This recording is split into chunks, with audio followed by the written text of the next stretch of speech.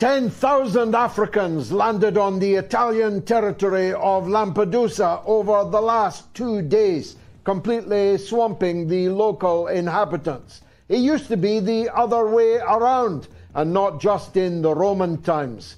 And a French army is about to invade Africa, and the government in Niger says that France is gathering forces in neighboring West African territories for a full-scale invasion of the garden. And a storm is brewing in the Kremlin this evening, where the midnight oil is being burned as the Russian government gets ready to respond to a British act of war on the anniversary of the defense of Sebastopol in 1854. That's right, Crimean War 2.0. And 3 great guests for you tonight.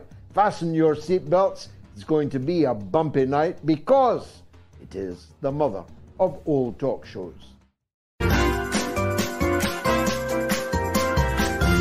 You are listening to the Mother of All Talk Shows podcast with George Galloway. Prime Minister Meloni has thrown her lot in with Joe Biden and the United States of America, even at the cost of relations with other members of the European Union. But that is proving no defense to the thousands upon thousands, 10,000 in the last 2 days of illegal immigrants from Africa arriving in Lampedusa. Mind you, it's not so long ago when the Italians were invading Africa, but this time they were armed to the teeth and intent on conquest. Yes, that's right. The Italians in Libya, the Italians in Abyssinia, remember that in particular, the Italians were once a great colonizing power and thought nothing of invading African territories and indeed other territories, like Albania, for example. I'm not even going to touch on the period of Roman conquest when Italy conquered most of the world, certainly much of Europe, except Scotland, where they built a wall to keep us out. Hadrian's Wall, it's called, although Hadrian himself never laid a brick of it. I make the point to counterpoint the French invasion of Africa, which is apparently imminent. And that's not the first French invasion of Africa either. Otherwise, half of West Africa would not be francophone today, would not be using the French franc as their compulsory currency, would not be forced to deposit their sovereign wealth in French banks, and would not be selling for 80 cents a kilogram uranium that actually costs 200 euros per kilogram on the open international market. I mention Niger by allusion because that's where the French are planning to invade. I think they'll have a very hard time, not just against the Niger army, but the Niger people, and the Burkina Faso army, and the Burkinabe people, and people in the neighboring parts of Nigeria who are entirely the same people as live across the imperialist drawn border in Little Niger. I look forward to the French getting a bloody good hiding. I'll make no apology for saying so. There is no case for France to invade Niger for the sake of what? 198 euros and 20 cents a kilogram. It's time for France to accept that its days in power, both as a direct colonizer and then as an indirect colonizer, are over. And the African people have every right, indeed every duty, to rise up against the European colonialist army that appears to be gathering. A gunboat has just arrived in neighboring Benin, and there are reports of French armed formations forming up in certain West African countries. Shame on those. Shame on those. But the big story tonight, apart from the 9/11 anniversary, to which I shall turn in a moment, is the storm that is brewing in the Kremlin as the midnight oil is being burned, as the Russian government decides how to respond to the potentially world historic attack last night on the Russian Navy in Sebastopol in Crimea. In 1854, Britain and France attacked that very place, and the Russians made a stand there. It's called the Defense of Sebastopol. Look it up. The French and the British chose that moment and that place to attack that which they thought was the heart of the Russian Empire at the time. The Russians have never forgotten it, even if most of you have never heard of it. The European powers invaded Russia time and time and time again. It's the principal reason why Russia will not accept the presence of NATO in the Ukraine on its borders, because invaders have traditionally invaded Russia from those territories. If you can't see that, you're probably willfully blind. If you can't understand that, then whilst you may have the defense of being stupid, it's unlikely that that defense will pass muster. The Russians know that Crimea, which is indeed their heart, and which has been the fortress of the Russian Navy since before the United States of America existed, will never be surrendered, and therefore can only be attacked, and only when in dry dock, and therefore bereft of anti-missile weapons with which to bring down any attacking force. But the big thing about last night's attack on Sebastopol was that it was a British attack on Crimea again. 1854, 2023 are days that will live in infamy, in the Russian character, in the Russian body politic, and in Russian intentions, which are right now being hammered out in the Kremlin. 10 British Storm Shadow cruise missiles were launched at the Black Sea Fleet in Sebastopol last night. 7 of them, it's said, were brought down. None of us can know exactly what came down and exactly what got through. And it is indeed an embarrassment to Russia that 3 missiles at least hit their targets, hit a warship and hit a submarine, both of them in dry dock, and causing death and destruction and massive photogenic fires, which the Ukrainians have put to good use in their propaganda work today. But this was not a Ukrainian attack. These cruise missiles were given to Ukraine precisely for the purpose of attacking Crimea and other Russian territories. Long-range missiles that have to be carried by an aircraft from an airfield, which the British were undoubtedly involved in targeting and in maintaining. This British attack on Russia will not go unanswered if I'm any judge, and I may not be. But if I am any judge of the Russian character, and I have been close to Russia for more than 50 years of my life, I think I know them at least as well as Mr. James Cleverly in the British Foreign Office. It's my view that they will regard this as a direct act of war by Britain against Russia. They will not accept that the hands on the joystick of the airplane that launched them may or even may not have been Ukrainian. they will regard these missiles and the precision with which they were delivered as a British affair, as a British job. And tonight, right now, the Kremlin lights are still twinkling as decisions are made about how to respond. I take no pleasure in that, for I do not believe that the British government is acting with the best interests of the British people in mind.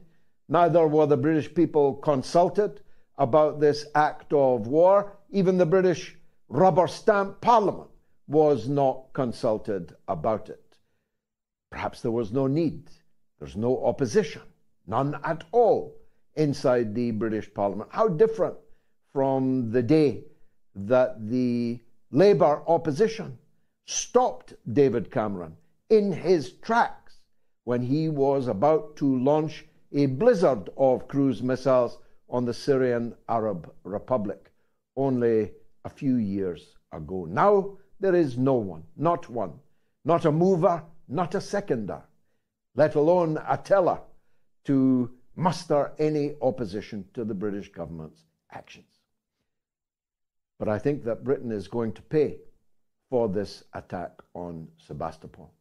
It may be tomorrow, it may be next week, it may be next year, but I believe that Britain is going to pay a price for its irredentist, insane hostility towards Russia, which has stretched unbroken, except for a brief period when Russia was lying drunk on the floor and having its pocket picked under Boris Yeltsin, unbroken since 1854, and indeed even before that, since the time of Catherine the Great.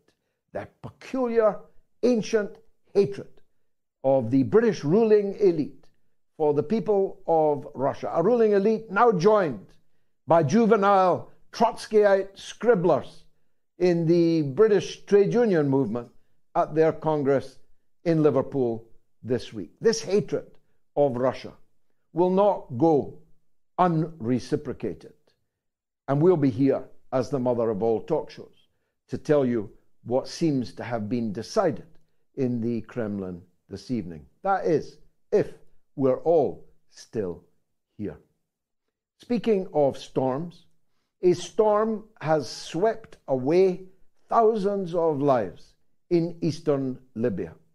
I mention it because there was a time, not that long ago, when our concern for the Libyan people was, well, overwhelming, so overwhelming that we had to invade Libya and destroy its government and blow its bloody doors off and murder its leader because we were so concerned about the poor people in Benghazi who were about to face an invasion from the west, from Tripoli, from the forces under Colonel Gaddafi. Do you remember it? Benghazi, actually, another auspicious anniversary when the American embassy was attacked and several of the American diplomats were murdered in cold blood.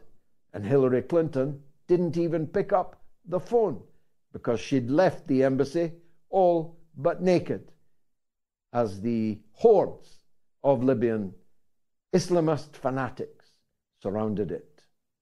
But all that sympathy, empathy, all that concern for the people of Libya would appear to have evaporated overnight. The thousands now being washed up on the beach in Libya go almost completely unremarked in the very same media that was filled wall to wall with the need to invade Libya just a decade or so ago out of our concern, our tender hearts for the fate of the Libyan people. Not a finger has been raised in support, in defense, in assistance for the people of Libya. A very good example, because it's time that people realize that which is a huge elephant in the room. namely, that our concern and the news agenda for one area after area, one people after people, one tyrant after tyrant, one new Hitler after new Hitler is entirely transitory, entirely self-serving, and entirely fleeting. When the moment comes that that people, that country, that cause célèbre has been deemed past its sell-by date, the wheeling and turning is done with the precision of the brigade of guards. No one even feels a clunk as they wheel away and onto a new item, a new issue in the news agenda. Why do I mention that? Well, let's take Mr. Juan Guaido. You've probably forgotten him. But the British government, the European Union, the American government, the Bank of England, the courts in Chancery Lane, all decreed that Juan Guaido was the new president of Venezuela and, more importantly, was thereby the heir to the very considerable sovereign wealth of the people of Venezuela, which was all handed over to Mr. Juan Guaido.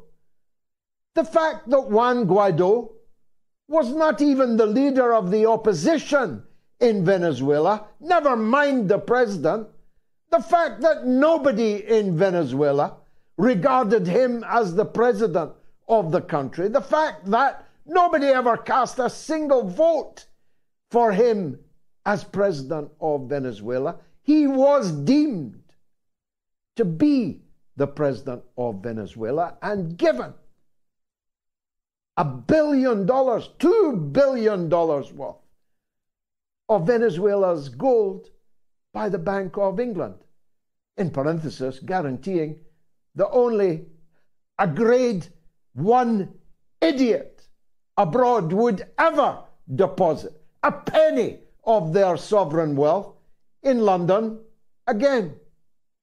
This matter was fought out in the courts, and the courts found in favor of Juan Guaido. Where now is Juan Guaido? He's a student at a college in Florida, USA. Long forgotten in Venezuela, but not forgotten by those of us with a memory longer than that of a gnat. We can remember many other such stooges that were for a fleeting moment the great white hope of empire. There's a man now enjoying undreamt of wealth who was just a year and 4 months ago the president of Afghanistan, so-called, who left with sacks full of banknotes of every denomination overnight as a dismal, grisly end to a 20-year war and occupation of Afghanistan closed. Closed just like that. All those tens of thousands who lost their lives, all those trillions of dollars that we spent in 20 years was over almost in a heartbeat, although many a heart stopped beating on that final day. The truth is, we never cared a fig about the people of Afghanistan. We punished them twice. First, by supporting the fathers of the Taliban and Al-Qaeda and putting them into power in the first place, and then punished them all over again after 9/11. I'm going to talk about 9/11 tonight. Not the 9/11 1973, though that occupied me very greatly at the time, when American supplied jets, with Americans in the Situation Room in the White House, oversaw and coordinated the overthrow of the elected socialist Prime Minister Salvador Allende. May God rest his sweet soul. That's for another time. Tonight I want to remember the second 9/11. I want to remember the nearly 3,000 innocent Americans who lost their lives in the Twin Towers. I want to remember the hundreds of innocent passengers who boarded airliners only to discover that they were destined for a dreadful demise at the end of their journey. I want to remember the firefighters and the police officers and hundreds of sundry others, many of whom had no duty to do so at all, ran towards the flames, ran towards the disaster that they could see with their own eyes, even as the buildings crumbled and fell. These brave men and women plunged to their deaths trying to rescue others. I want to remember also all of the events that led up to this act of mass murder, terrorist mass murder on 9/11. And I want to call for a new inquiry to answer the unanswered questions which have grown and grown in proportion over these last 20 years.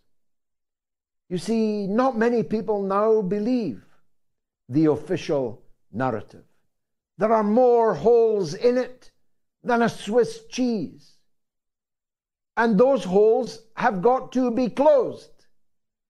And any presidential candidate who makes as their proposal in their platform to reopen the issues that have not gone away about 9/11 will certainly reap support at the ballot box from the millions of Americans who no longer believe that official narrative. It has soured faster than the narrative that said there was no conspiracy to kill President John F.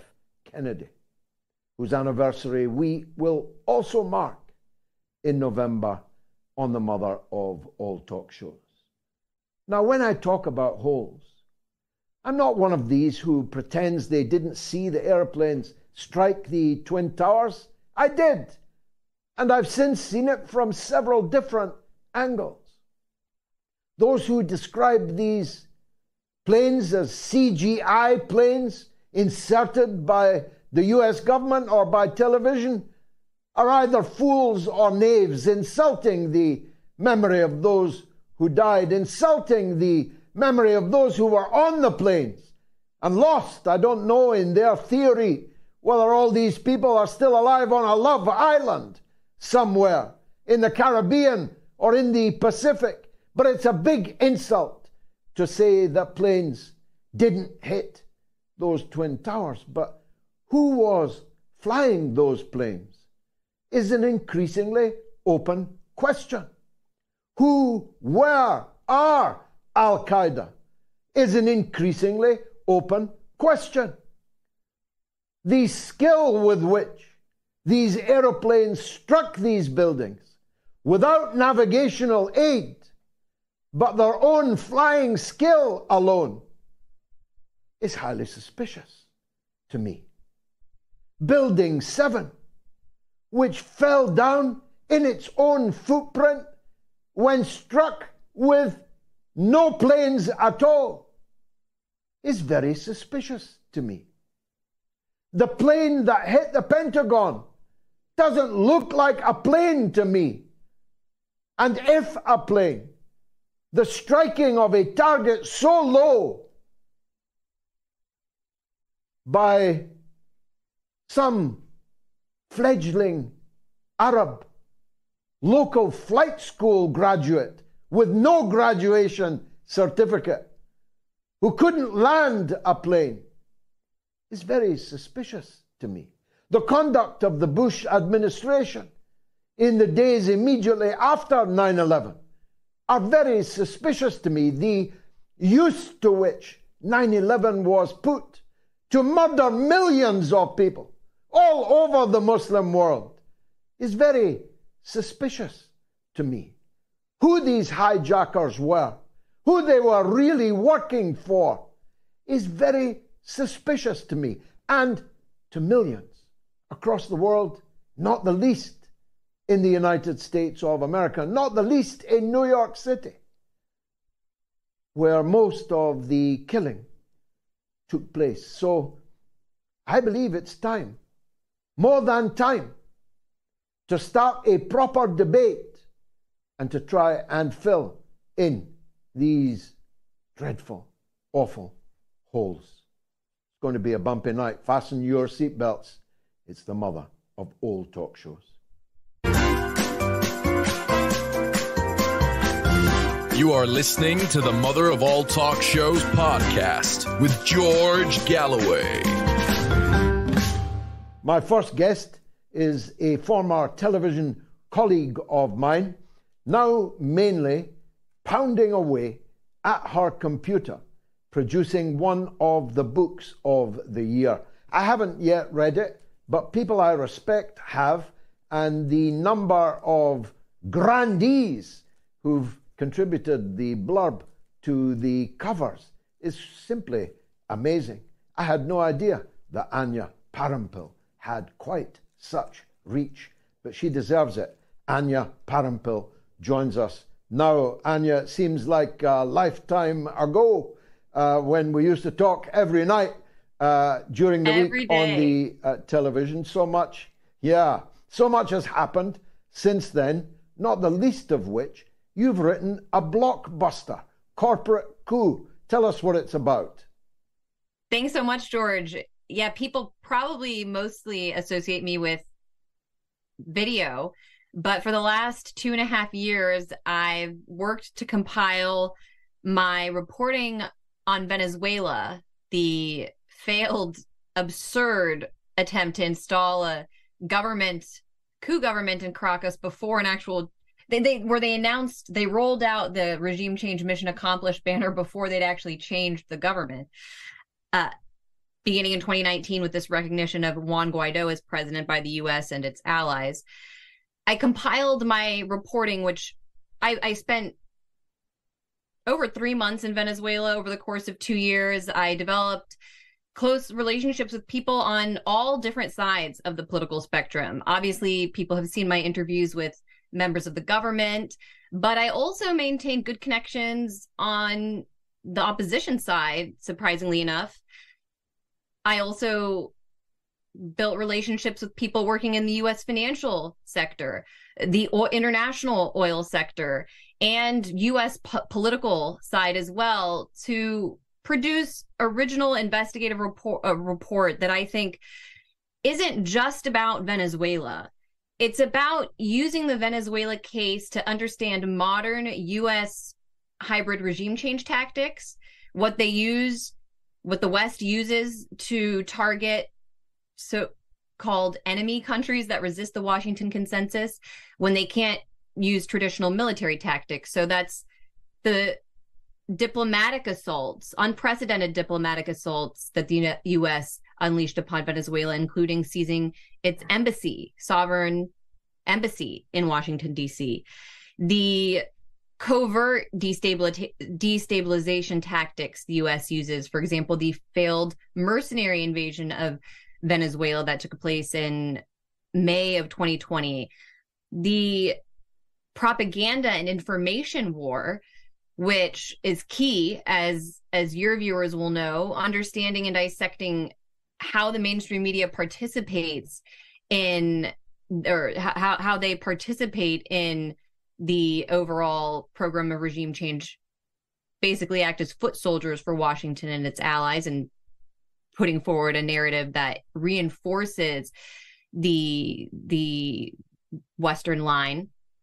And ultimately, and the economic sanctions as well, financial terrorism being the number one, I think, tactic the U.S. has leaned on since it became less able to wage conventional warfare. What this book does is explain how that network works, illustrating it through Venezuela. For example, I show how sanctions systematically destroy the economy. And this is a playbook that then is again applied to, you can apply it to Iran, to Moscow, to even Kiev. Obviously, the Maidan coup is the same blueprint. Using USAID and these human rights organizations to really just further U.S. and Western financial and corporate interests in these foreign countries. So I tell that story, but ultimately where I end is that the West, this transatlantic nexus, has gone too far.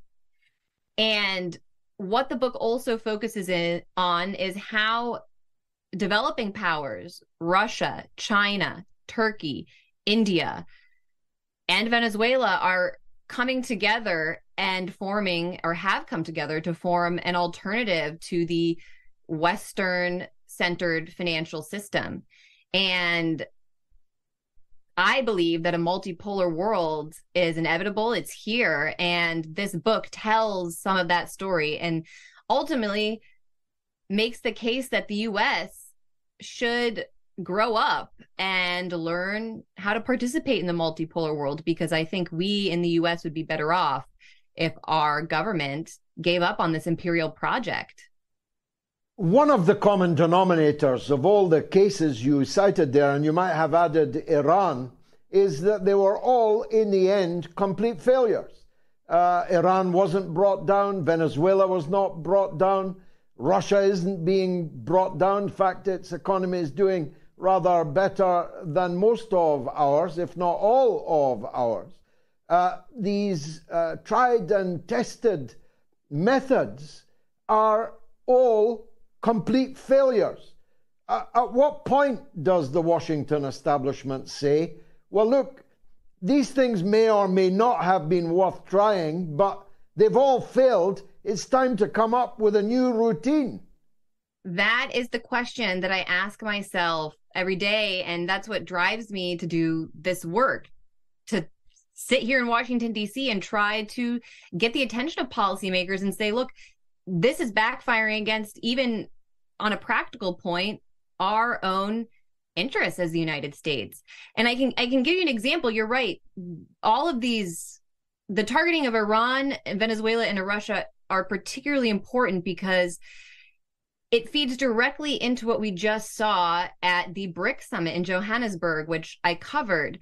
Many people in the West may have been surprised that U.S. allies, such as Saudi Arabia and the United Arab Emirates, actually took steps to join BRICS, which is regarded as this alternative to the IMF transatlantic financial network.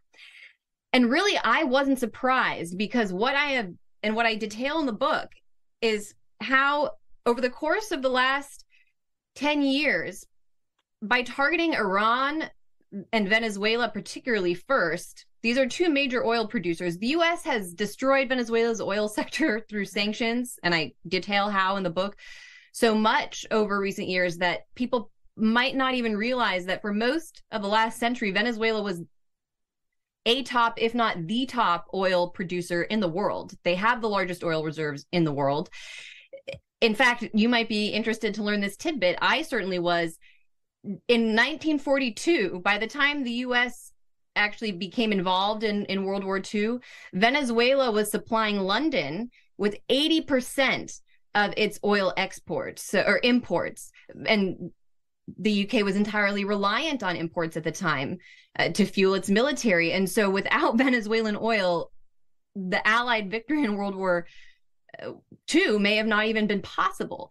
That's the level of wealth and concern that London and Washington have for Venezuela. They know that this is a key base that they need to maintain control over. And so once Chavez came in and began asserting authority, sovereign control of their resources, they unleashed this economic assault that did really damage their oil production capability.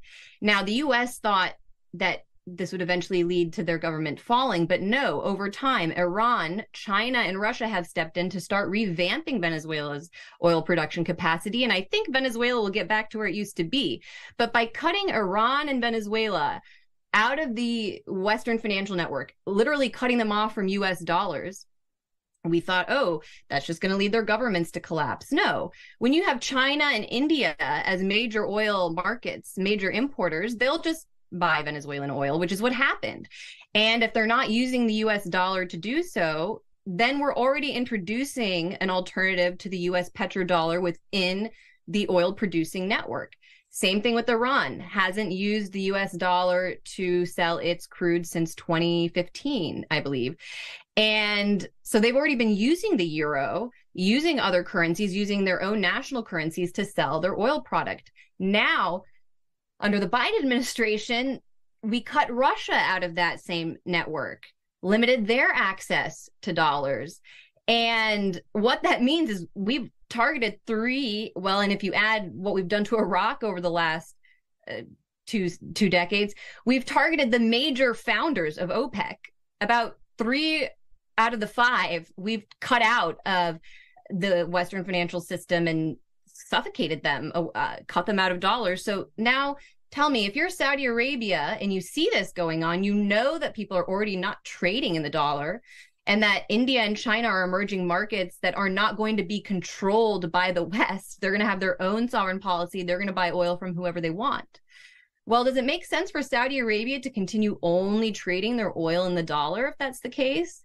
Do we think that Saudi Arabia and the United Arab Emirates, that their leaders might be sitting around and thinking, 10 years from now, do we really want to be completely reliant on the United States and Europe? Do we want to have our own sovereign identity? And will they ever punish us even if we assert our own authority? Will they weaponize the dollar and weaponize the oil trade network against us? I think they saw the writing on the wall. Yes, of course. Washington will come for you eventually. And so it's no surprise then that this shift is taking place. I think the people in Washington who crafted these policies forgot basic physics. Every action has an equal and opposite reaction. And now they're starting to see, for the first time really since the end of World War II, the world is reacting. And what goes up must come down. With wonderful piquancy, President Maduro, whom I knew when he was a bus driver, is now getting a red carpet welcome in Beijing as we speak. Finally, Anya, the point about politics is to persuade others who hitherto had not agreed with us of the correctness of the point of view that we have and how we reached it. And you have done that to a remarkable extent, because I saw on the blurb on your book no less than Tucker Carlson say that he had substantially borrowed from your point of view as he now views international affairs. I mean, I knew you were good, but that's really remarkable. Tell us who else is on the book, who else has endorsed it. I was so floored and just grateful to get that statement from Tucker. And I also feel fortunate to call him a friend. I'm surprised that a few people have responded and said something like, oh, no, thanks, I'm not going to buy the book because Tucker blurbed it. Look, that's your problem, not mine. He's the most popular television host in the history of the United States. So, I mean, as you say, I'm not trying to reach the same 50, 100 people that I know from Venezuela Solidarity in the United States who always show up for Venezuela and who I'll continue to see in those networks. No, I want to reach all people with this message, because it's also just about my country and what I think would be best for my country. And it would be to break away from this crazy transatlantic nexus and be a sovereign, normal country and deal with the world like an adult. I think everybody would be happy, including the US public, if that happened. Roger Waters, Oliver Stone, and Francisco Rodriguez is a very important endorsement. Actually, people might recognize the other names more because they're celebrities, but I'm so grateful for Francisco's endorsement, particularly because he's someone who's not only very respected in foreign policy circles in academia in the United States, but he actually served as an advisor to the last opponent to Maduro in the 2018 election. So he comes from an anti-Chavista, anti-Maduro background. And I think I'm considered a pro-Chavista, pro-Maduro. I mean, that's what I get branded as in online and in mainstream networks. So for him to recognize that what I was doing with this book and with my reporting was really just honest and about the facts, and for him to make that statement in support of me was really important to me. And so I want people to understand who he is, especially when they read those endorsements, that this isn't just about, as you say, trying to convince the same people of, I'm not trying to preach to the choir. I hope to reach an audience that may have not formally been interested in Venezuela and help them understand how it relates to other issues they care about, most of all, the quality of life in our own country. Anya Parampil, author of Corporate Coup. It's been a pleasure to talk with you on television again. Always a pleasure, George. And I promised my friend Craig Murray, who's staying with us right now, that I would say hi to you. Excellent. I'm very glad that he's really burning it up in the United States. I saw much of the coverage of his tour there. Give him my regards. Anya, thank you so much indeed for joining us.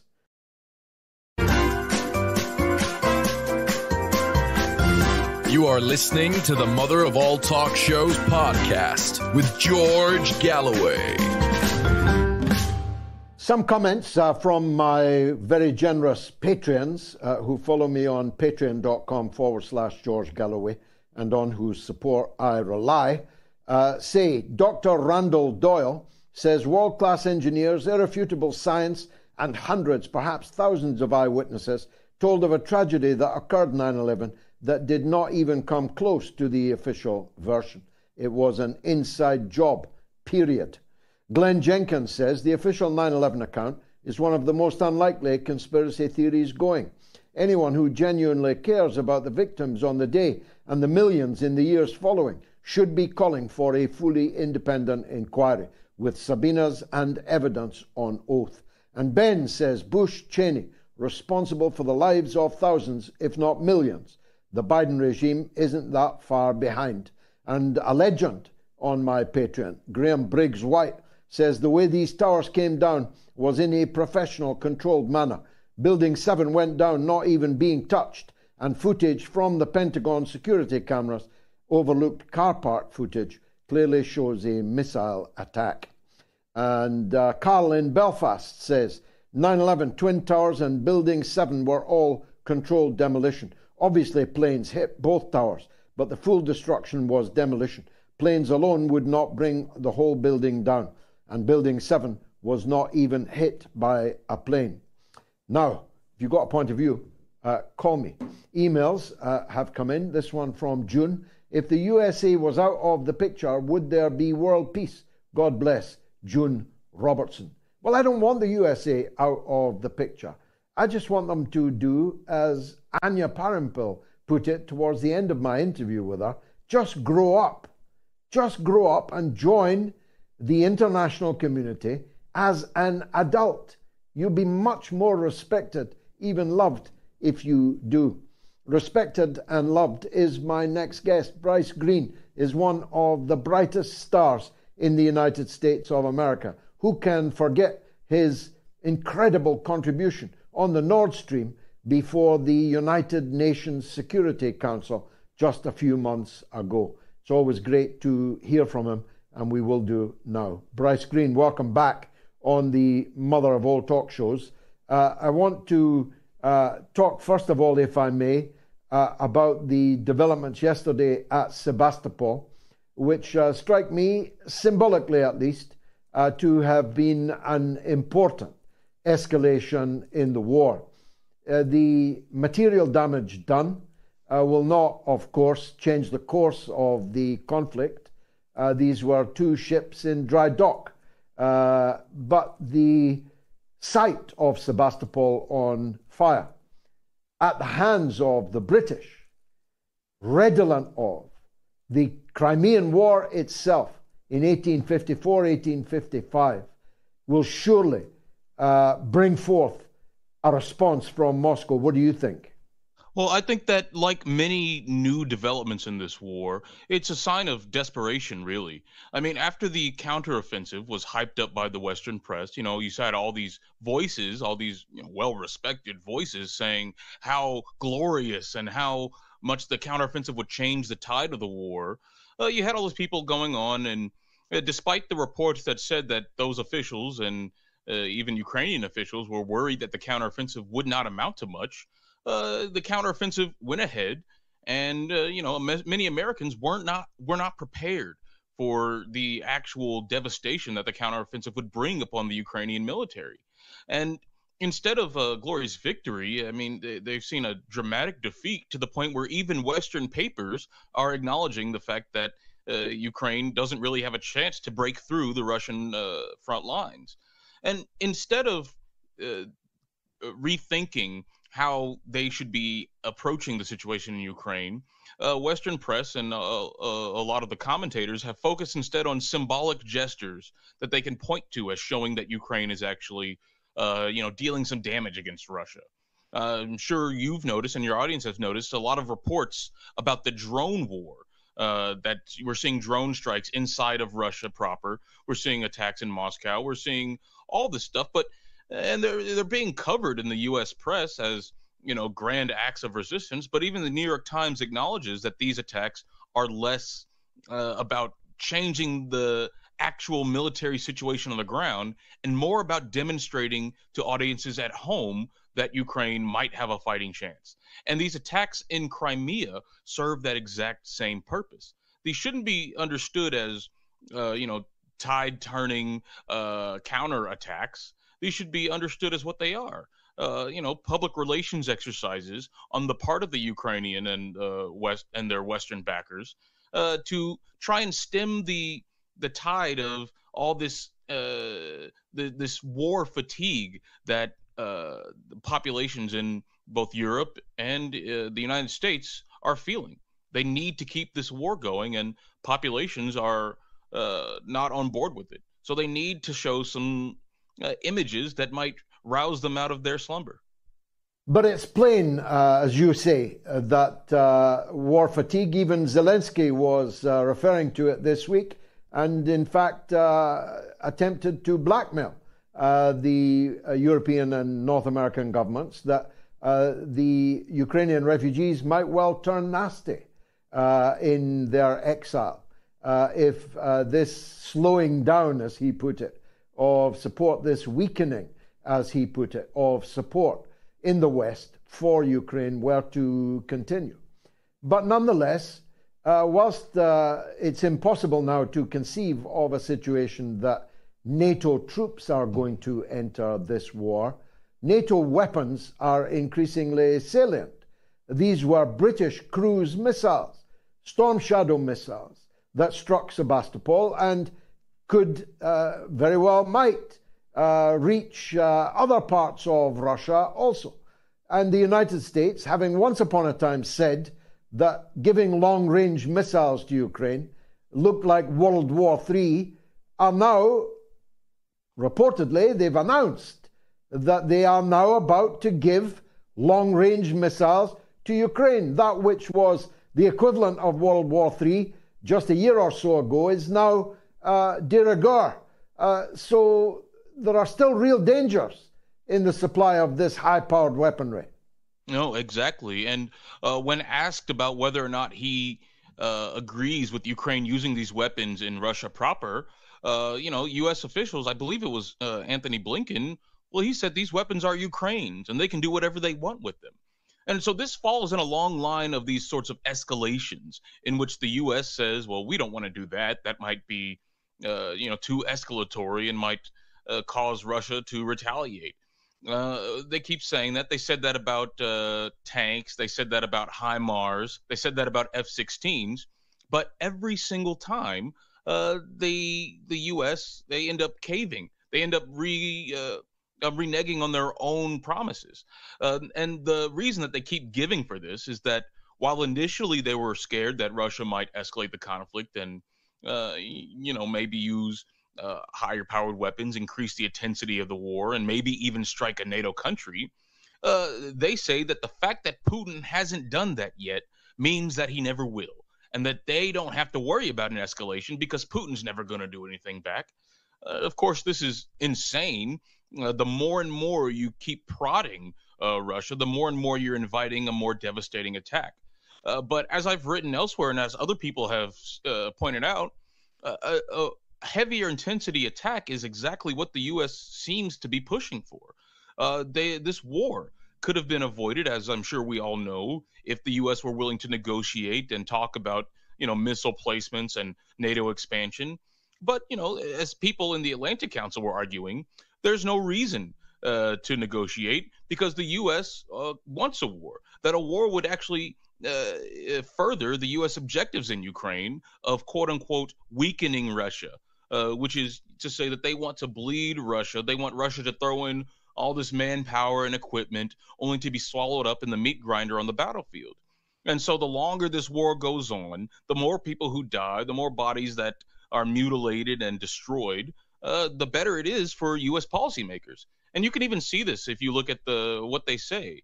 I mean, Washington Post columnist David Ignatius, he called the war in Ukraine a, quote, strategic windfall for the U.S. Because, we were able to weaken Russia without much cost to ourselves. Of course, he put in parentheses, well, this doesn't really apply to the Ukrainians who are, dying by the thousand. But that, of course, doesn't matter to, Ignatius or mostly anyone else in the Western media who are cheerleading this war. And so until that sentiment changes, we're likely going to see the drums of war being beaten in the Western press. And that's devastating for everybody. Now, Blinken was speaking today at the Brzezinski School in Johns Hopkins University. Brzezinski would not have recognized a foreign policy which has not only driven Russia and China irreducibly together to the point that they are, in many respects, in a union together, and has now brought the North Koreans onto the battlefield, long basically treated as slightly embarrassing relative or relic from the past. Now Kim Jong-un and Russia and China are BFFs or NBFs. This is a peculiar achievement for American foreign policy, isn't it? Yes, and I would disagree that Brzezinski wouldn't recognize this policy. I mean, one of Brzezinski's shining achievements was what he called the Afghan trap, which is when the U.S. supplied weapons to the Mujahideen in Afghanistan with the explicit aim of drawing Russia into or the USSR at the time, drawing the USSR into an invasion. And, the line was that they were able to give Russia their own Vietnam. A quagmire in which they're bogged down in a situation where they can't win. Well, this strategy seems to have been repeated in Ukraine. In fact, the Pentagon study, I'm sure I've talked about this on your show and elsewhere, a Pentagon study from 2019 lays this out almost explicitly. It says that one of the ways that the United States can overextend and unbalance Russia is by providing more lethal aid to Ukraine, which would then cause Russia to increase their involvement in Ukraine, even to the point of an invasion. So this was known, and I called it the Ukrainian trap because much in the same way the USSR sprung the trap in Afghanistan, Russia seems to have sprung the trap in Ukraine.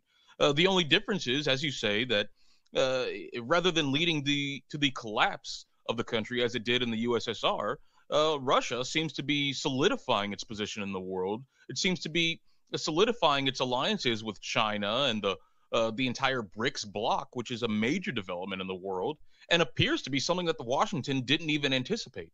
And so Washington is actually in a far weaker position in the global stage than they were before this war, because in promoting this war and rejecting negotiations and in trying to get the entire rest of the world to go along with them, they really showed their hand.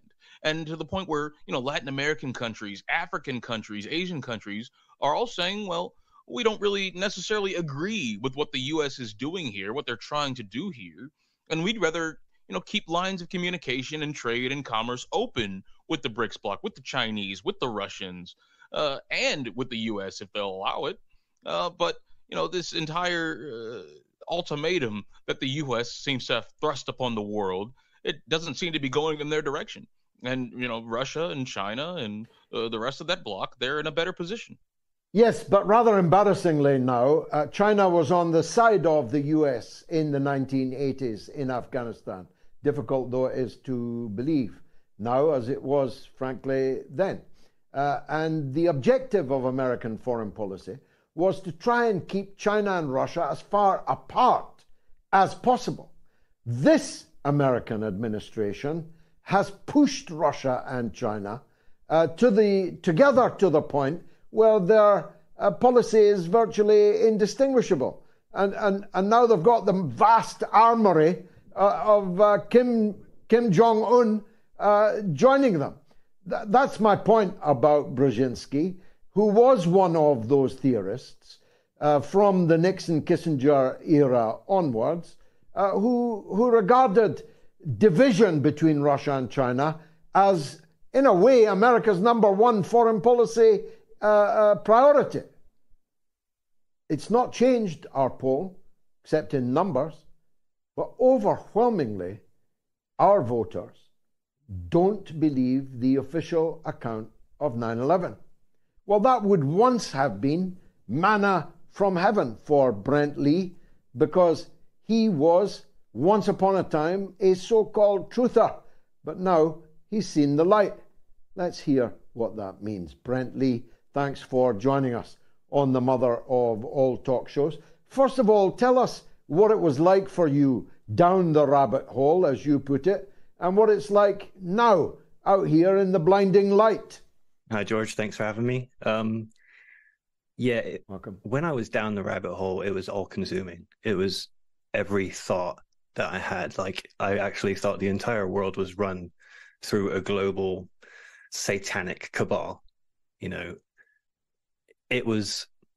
It just dominated every aspect of what the world was to me. Now, out of it, it feels very liberating to not have this oppressive fantasy ruling my world.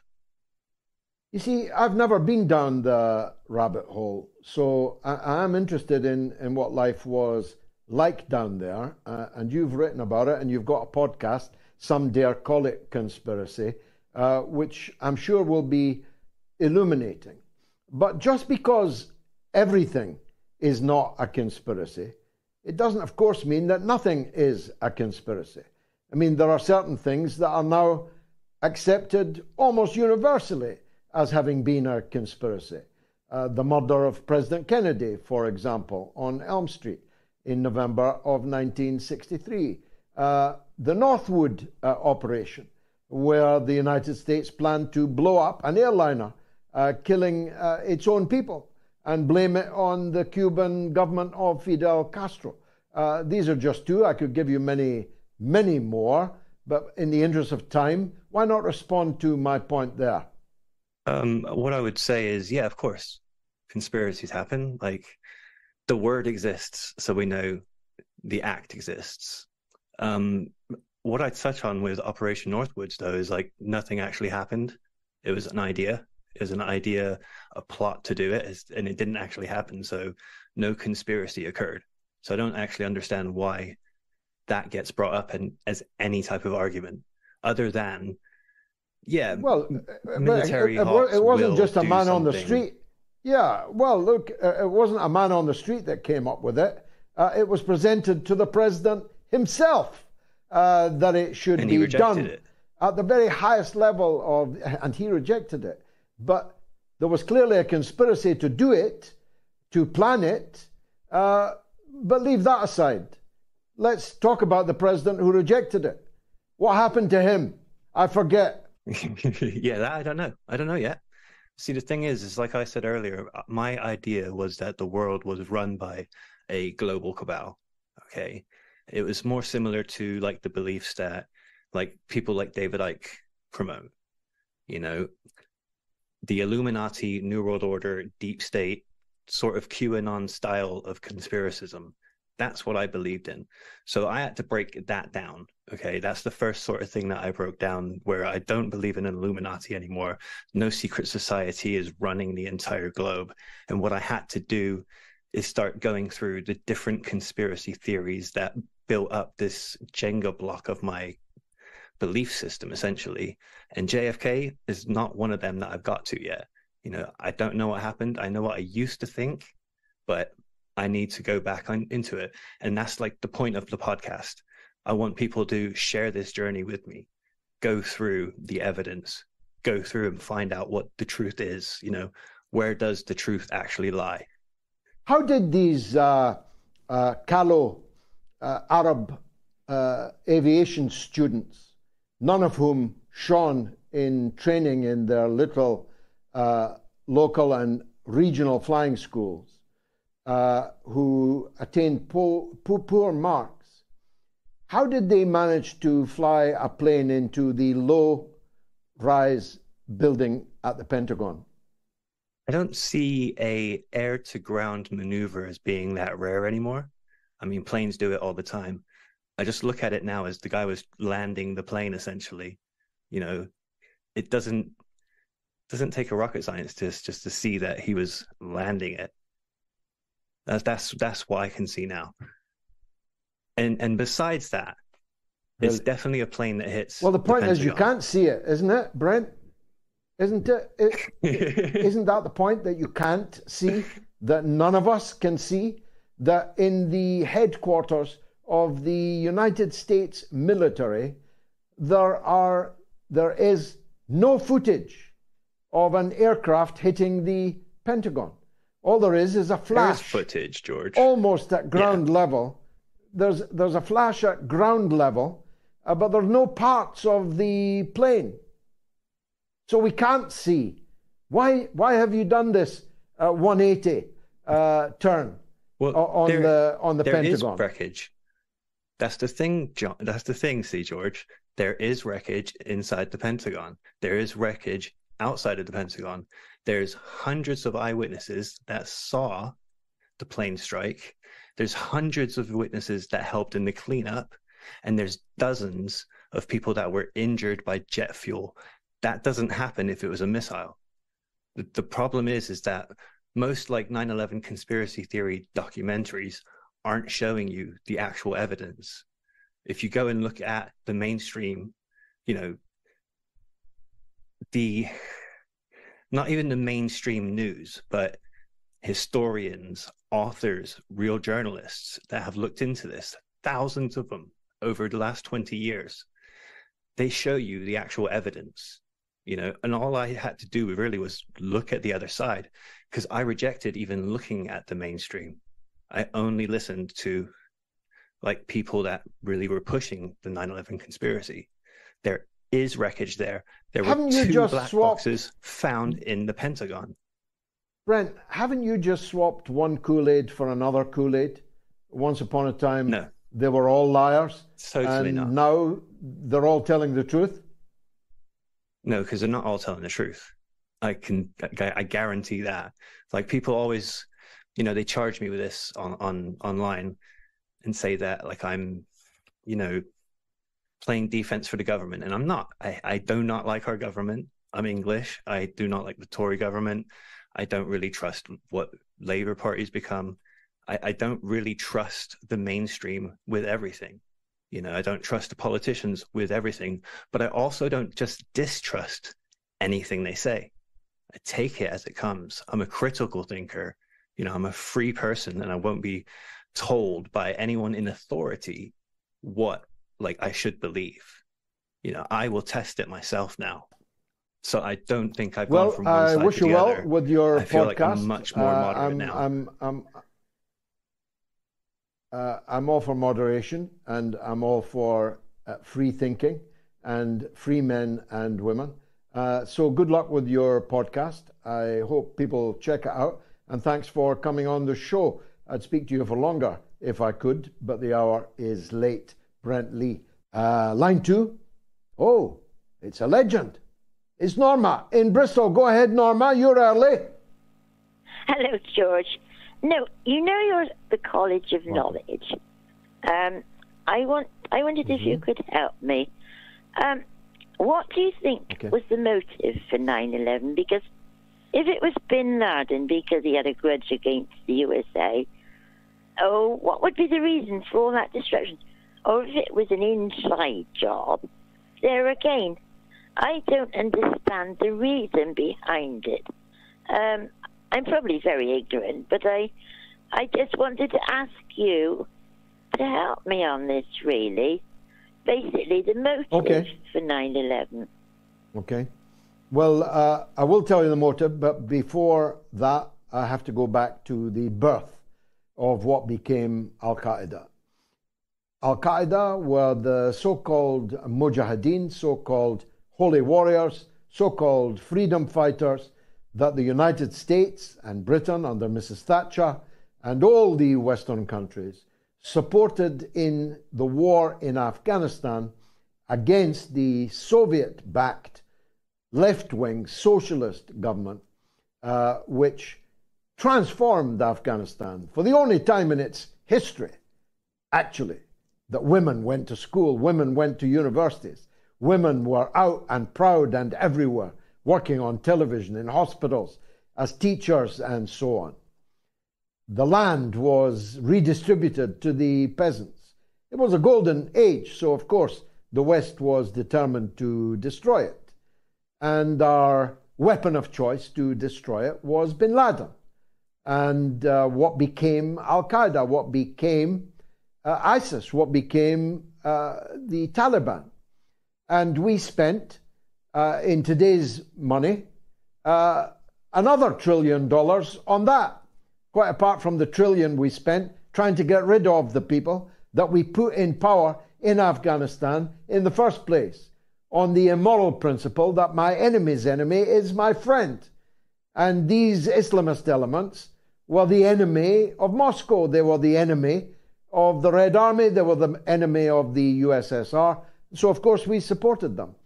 And we didn't care, remembering Dr. Frankenstein, that it was a monster we were creating.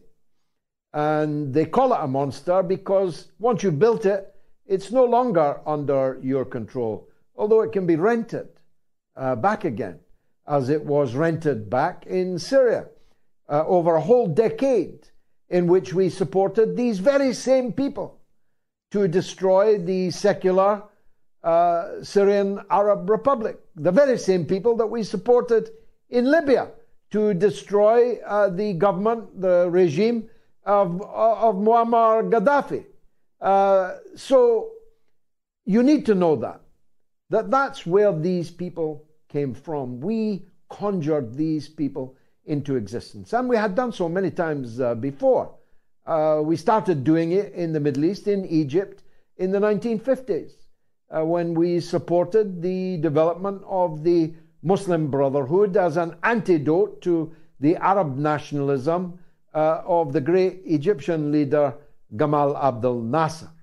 But we did it in many other places too, supporting extremist fanatics because they were the enemy of the people that we were against. My enemy's enemy is my friend. Now, this monster that we grew and was no longer under our control. And the metastases of this Islamist movement into a terrorist threat to Western countries was grimly inevitable and predictable and predicted, including by yours truly over many years. I warned that this blowback would undoubtedly arise.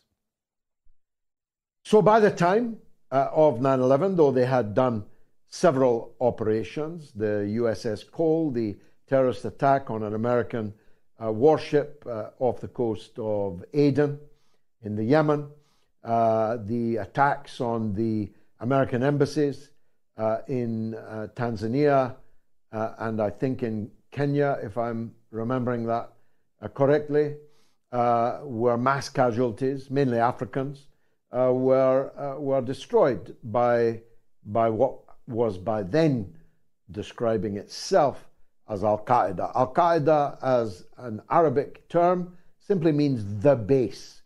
The Al-Qaeda is the base, and it was indeed the base of the Bin Laden mindset and ultimately terrorist actions. And so they decided that the people who built them were now their enemy. And they cited a whole lot of reasons why. The Western support for dictatorships and tyranny in the Middle East, in the Arab and Muslim world. Well, we were guilty as charged of that. The double standards applied to the suffering of the Palestinian people under an occupation paid for and made possible in every way by these same Western countries. And again, we were guilty as charged on that. And so they embarked upon this nihilistic practice of making innocent people pay for the crimes of guilty people. The guilty people were the rulers of these Western countries. The innocent people were the civilians in the countries ruled by these criminals. And this nihilistic, why I have no hesitation in describing it as terrorism, terrorism is making innocent people pay for the crimes of guilty people because they are soft targets, because you can reach them when you would have more difficulty in fighting against targets which would have rather more justification. And so they attacked the American people on 9/11. I have no doubt that they were involved in the attack. My doubt is were they alone, Norma. My doubt is whether the American state was as oblivious to this plot as they later claimed to be. I have read and watched so much in the last 20 years, I no longer believe the American initial narrative.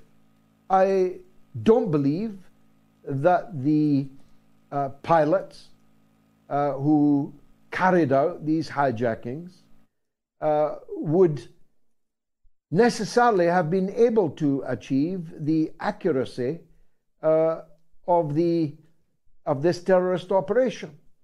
I don't believe that there was not necessarily no collusion between agencies of the United States government and these terrorists. I know that there was collusion between these terrorists and some of the closest allies of the United States of America. This I know, this everybody knows who has followed it. 13 of the 19 hijackers were from Saudi Arabia, so obviously we destroyed Iraq instead as part of a predetermined plan that we had and which was attested to very imperiously, very convincingly by an American general who was told it in the Pentagon.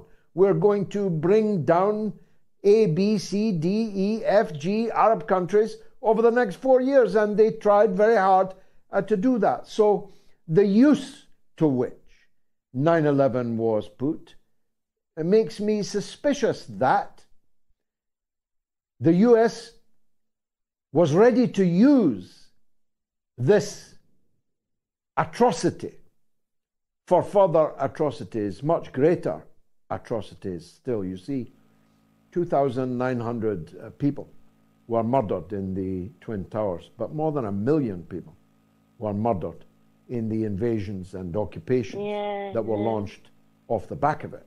And many of them were friends of mine, the people of Iraq, which I knew and loved so well. Last word to you, Norma.